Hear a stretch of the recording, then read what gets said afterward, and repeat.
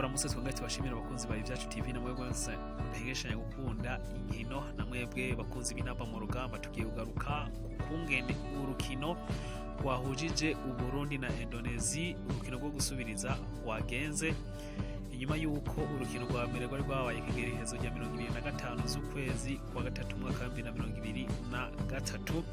N'urukino rero rwo gusubiriza n'ubundi rwasubiye kubera kuri Patriotic Candrabaga Stadium.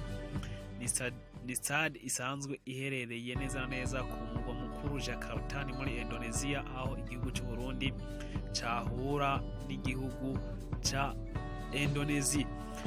Twibutse yuko urukino rwo gutangura Burundi bwari bwatsinzwe 3-1 n'igihugu ca Indonesia. Abakinyi rero bari batondetswe n'umumenyereza Etienne Ndayiragije, akaba ari Rukundo Onesime Wigoro, Elvis Kamsoba, Ismael Shimirimana, Hararimana Rashid, Muhindo Korend, Warugira Christophe, Nyongabire Pacifique, Shimirimana Joseph, Saido Berahino, Nahimana Shasir na Musore Alo.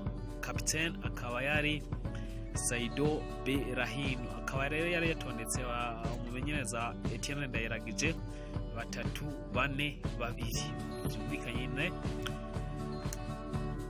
Berahino na Hussein akaba aribo bategerezwa gusatira imbere, ariko no ku ruhande rwa Indonesia inyuma yuko ubwa mbere bari batsinze 3-1 bagerageje uburyo bwabo bwose kugira ngo babashe kuzibira. Ariyo mpamvu umumenyereza yari yatondetse abakinyi 4-2, bivuze yuko babiri aribo bategerezwa gusatira migoro mu gihe abandi bose bakina bazibira, ariko nticabujije yuko runo rukino rurangira banganije ibitsindo 2-2. Reka rero twinjire kumwene urukino rwagenze.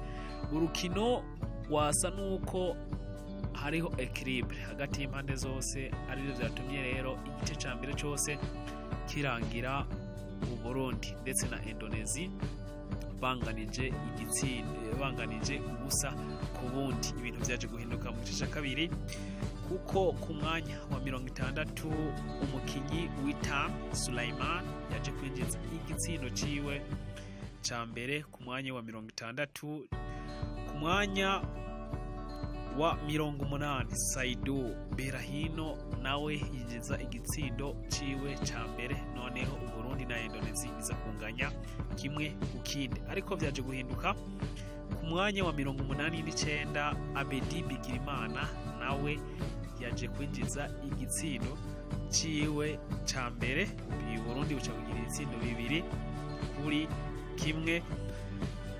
ariko inyuma y'inyongera y'iminota ishika 6 Jordi Amat ku mwanya wa 94 yaje kwinjiza igitsindo. Noneho Burundi na Indonesia binganya ibitsindo 2-2.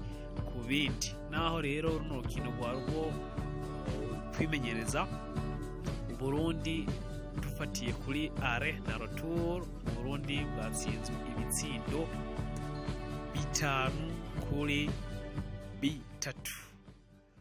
kuvuga 2 bwatsinze uno munsi na kimwe bwatsinze kugerekezo rya 25 z'ukwezi kwa gatatu mwaka wa 2023. Burundi rero gace birangira bunganije ibitsindo 2-2 muri runo rukino, ariko 5-3 dufatiye ku nkino zose. Ariko nubwo biruko, naho wari umunsi wa rukino rwo kwimenyereza, nuko ku rundi ruhande mu gihugu ca Namibia bakira Cameroon muri za nkino zo kushaka itike yo kuja muri CAN 2024. Rero Cameroon yaje gutsinda ibitsindo 2-1.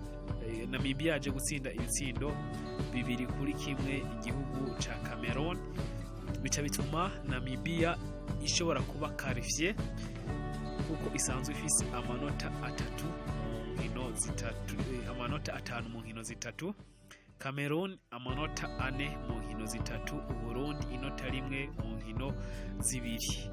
Biragoye rero kugira ngo Burundi buzotsinde zino nkino zose kugira ngo buzoshobore kuba qualifié muri CAN 2024 kuko Burundi bufise urukino mu kwezi kwa gatandatu, ukongera ukagira urukino mu kwezi kw'icenda na Cameroon, mu kwezi kwa gatandatu na Namibia.